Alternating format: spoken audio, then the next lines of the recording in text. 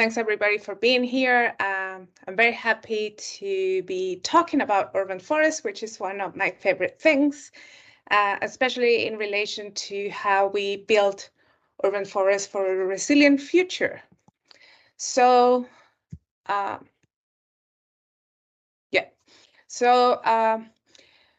we know that urban forests are a nature-based solution for social environmental challenges, given that they can give us a lot of different benefits that are from public health and well-being in general to tackling pollution problems, heat problems, etc.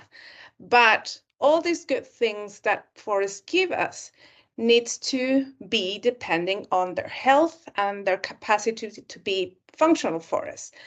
And under climate change, that changes a little bit.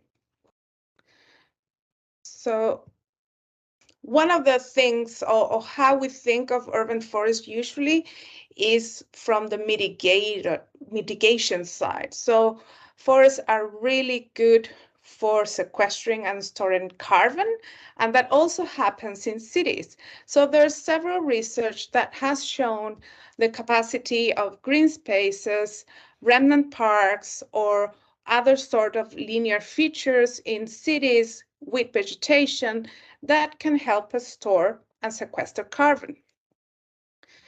Forests are also thought for mitigation from the heat side or adaptation to heat.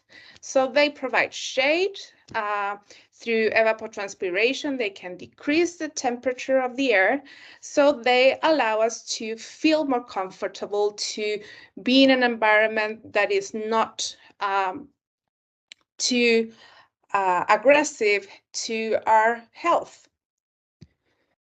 But trees are not immune to climate change. And some of the research has looked at how urban forest distribution occurs in different cities and how that distribution is related to the range in which forests naturally exist.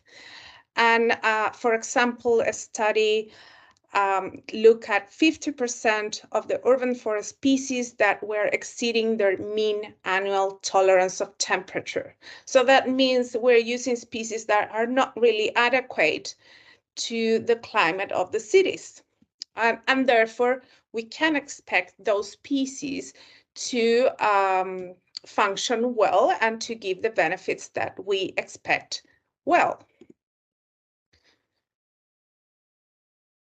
And trees can also be vulnerable to extreme warm temperatures. So all the increases in temperatures can eventually increase the soil temperature too, and that will affect root growth, that will affect winter dormancy, that will affect the length of on-leaf season. So that eventually has an impact on the provision of ecosystem services. Also, we will have highest transpiration, which eventually will increase the stress of the trees, and if the city is subjected to drought, then it can eventually cause cavitation of those trees, which means that the tree eventually dies and we start losing canopy in our cities.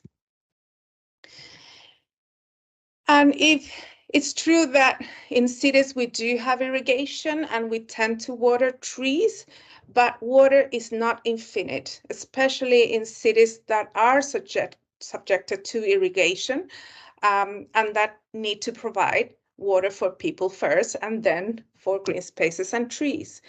So with that in mind, there will be a decrease in evapotranspiration.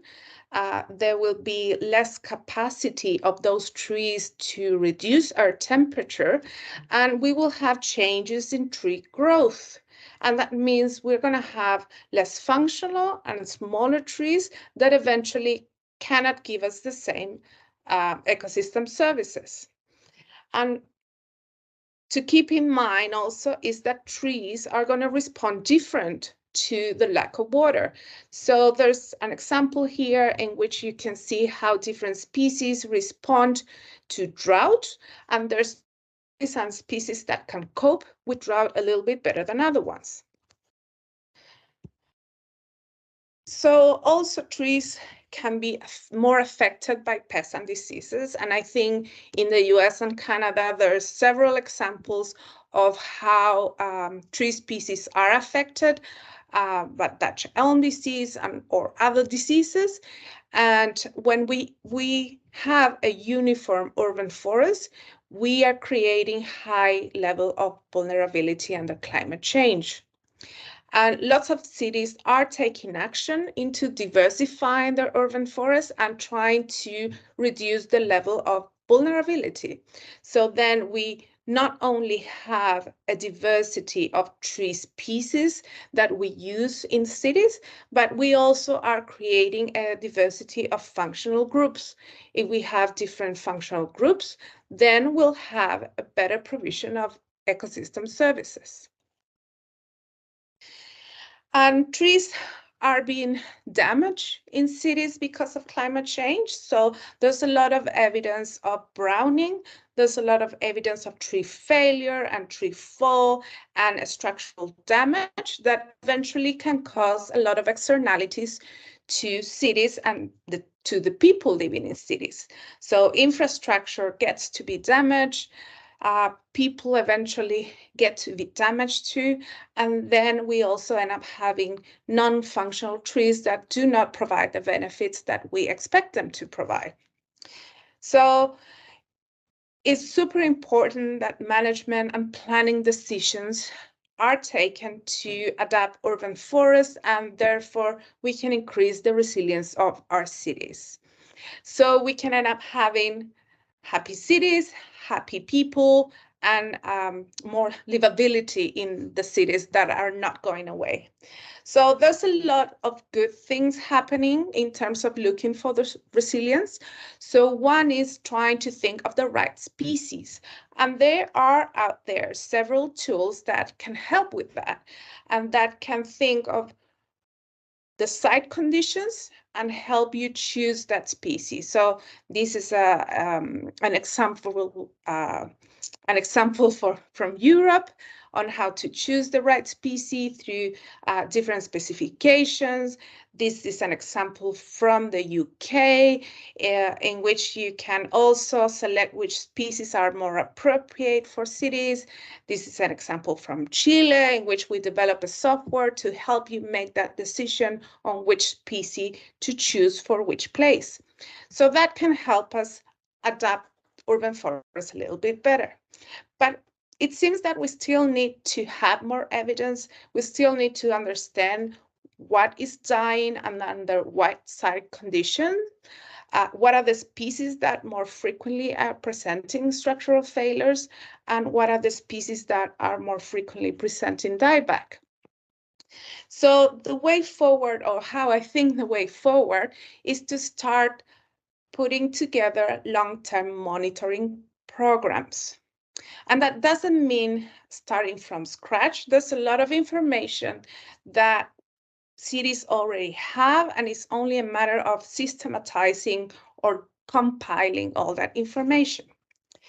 So building a baseline is very useful, and for that we can use recurrent inventories that have in them health and stress information, structural failure information, if possible diameter growth, and that can be done every 5 years, so we can follow up which species are maybe declining with the new climate or with the current climate. We can also try to compile removal records, try to look at long-term data and keep it ongoing. So we can also figure out which tree species are being removing the most and from where. Also registering tree mortality of new planting, and hopefully that can be done every couple of years. And data should always be especially explicit, because it's not only about the tree species, but it's also about the side effects where those tree species are located.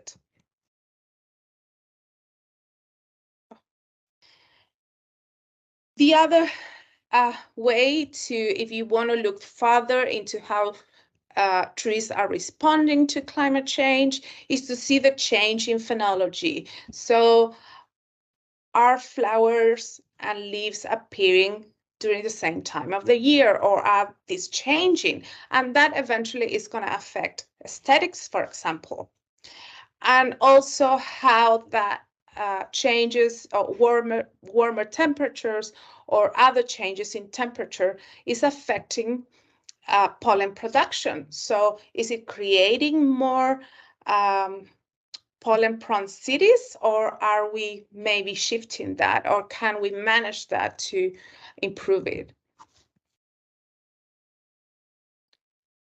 So we can also not only use inventory data, but we can think of using remote sensing data or larger scale data. So we can assess any canopy loss that might be derived from climate effects. We can look at canopy browning, so we can see if productivity of our urban forest has decreased. And for that, we can use remote sensing or aerial photographs. We can use LiDAR to assess those things. And we can use vegetation indices that are meant to quantify productivity. So we can assess long-term changes with this, but also shorter-term changes every 5 years. And what happens is that with evidence, we can plan for the future. So one good example is the climate change response framework that creates a space or a way forward to start planning urban forests for the future. We can also start thinking of how we diversify. So how can we use different strategies to boost all the adaptation and mitigation effects of trees? And how can we also protect those trees from the effects of climate? But not everything should be an institutional effort. This should be a collaboration effort among different stakeholders involved in urban forestry. For example, partnerships with nurseries to try new species, partnership with utility companies to start detecting which trees are failing the most, and partnerships with academia that we are the ones developing experiments or gathering information so we can get more generalization how urban forests are responding to climate change. And also, to finalize, communication is key. So we recognize the role of industry, we recognize the role of public institutions, but we also need to recognize the role of private owners and residents that can manage which tree species they put in their lands or in their houses, in the yards. So we can talk to them through that so they can help us create a resilient forest too. And we should be speaking to professional societies too. A lot of the times they are involved in tree species selection or in urban forest development. So it's important that they are aware of how urban forests are responding to climate change. So with that, I'm gonna finish. I thank you everybody for listening up. And I wanna highlight that cities are making progress at the moment.